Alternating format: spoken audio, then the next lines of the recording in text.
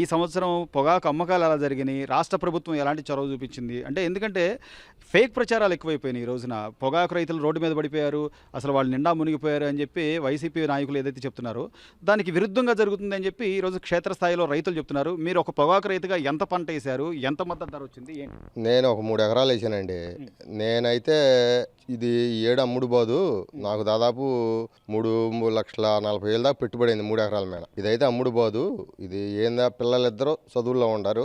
మాలో బాధపడ్డా. కానీ బాబు గారు చొరవతో కూటమి ప్రభుత్వం అనుకున్న రీతిగా మాట ఇచ్చి దీన్ని కొనుగోలు మొదలుపెట్టింది.